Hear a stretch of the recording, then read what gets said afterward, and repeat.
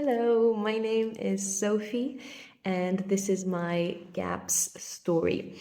I will try and make this short because, of course, I could talk for a long time, but my GAPS story is, first of all, academic in the sense that I'm a psychologist and I did my first master's in developmental psychology. So I was, of course, passionate about autism and ADHD and all those labels, let's say, and I really wanted to help those kids other than just diagnosing them.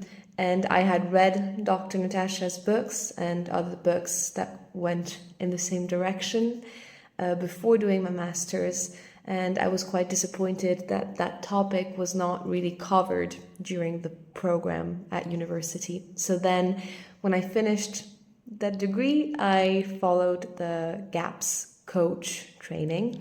So I'm a GAPS coach, and that was 3 years ago. So since then, I've been working as a GAPS coach.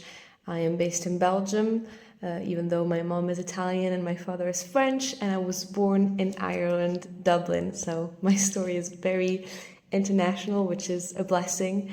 But I am based in Belgium, so if you're in Belgium, I work in person, even though most of the time I work online. And since then, this was 3 years ago, the more I worked with people and parents, the more I realized how I also had the desire to be a clinical psychologist, so to be able to provide therapy and support and have the correct tools to do that.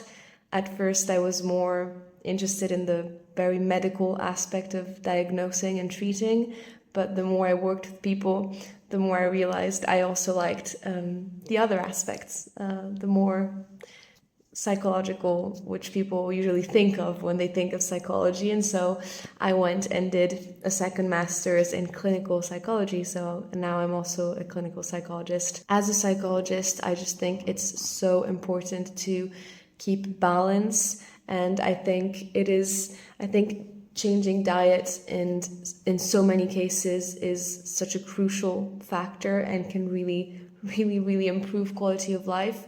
But I also hate seeing people who feel so overwhelmed by the change and that they have to do it immediately right now, that they then get even more stressed and even more sick, because we know how stress is one of the main factors of any illness, just like gut flora is.